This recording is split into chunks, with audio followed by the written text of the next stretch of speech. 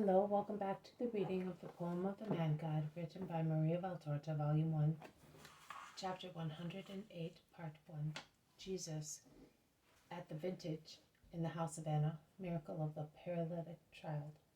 14th February 1945. The whole country of Galilee is busy in the joyful vintage work. Men climbing up high ladders, picking the grapes from pergolas and vines. Women, their heads laden with baskets, take the golden and ruby grapes to where the crushers are waiting. Songs burst of laughter, jokes are exchanged from hillock to hillock and from garden to garden. The smell of must is everywhere. Bees are humming and seem intoxicated. So fast do they fly about and dance from the remaining vine shoots, still laden with grapes, to the baskets and vats where the grapes sought by them get lost in the thick juice of the must.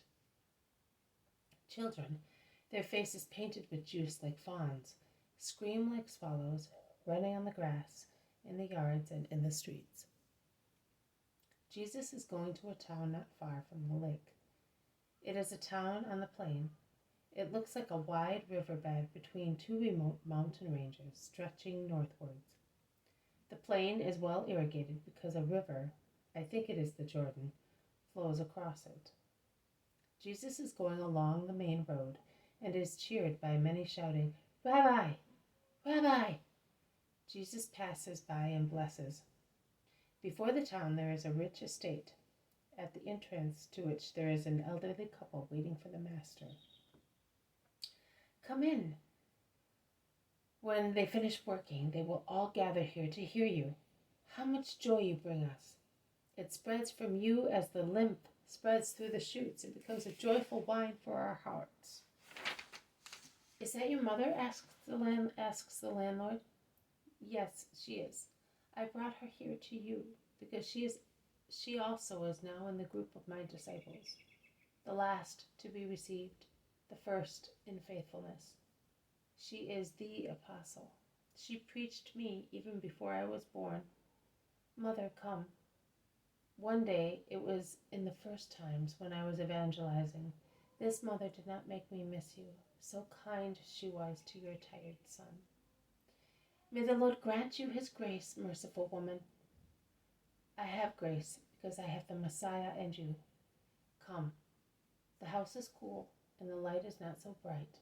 You will be able to rest. You must be tired."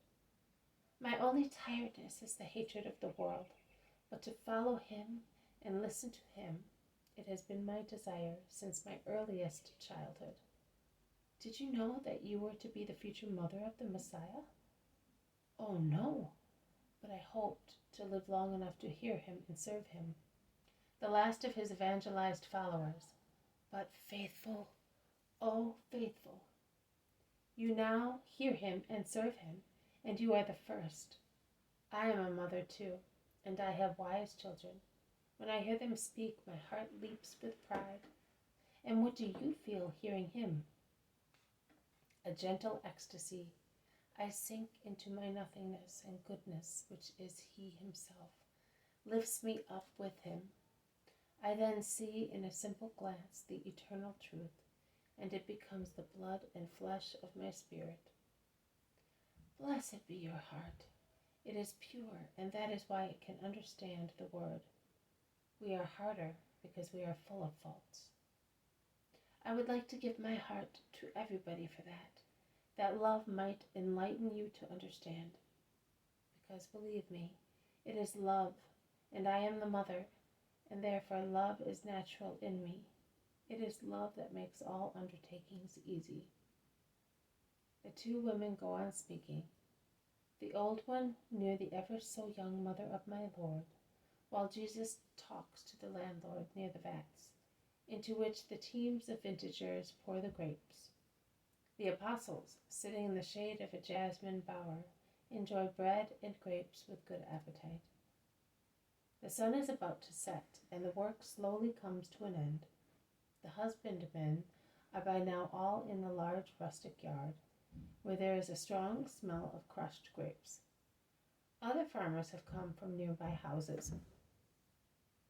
Jesus climbs a little staircase that leads up to a gallery wing of the house, under which sacks of victuals and agricultural implements are stored. How Jesus smiles climbing those few steps. I see him smiling while his soft hair is gently blowing in the evening breeze. I wonder why he's smiling so brightly. The joy of his smile, like the wine of which the landlord was speaking, enters my heart, very sad today, and comforts it. It is not the first thing that relieves me today, even this morning, and you saw me weeping because of a sharp spiritual sorrow. He at Holy Communion appeared to me as usual, when you say, "Here is the Lamb of God." But he did not just look at you lovingly, Father, and smile at me.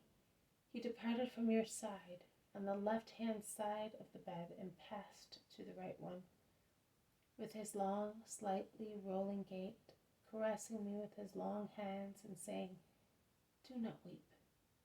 But now his smile fills me with peace. He turns round. He sits down on the last step at the top of the staircase, which becomes a gallery for the more fortunate listeners.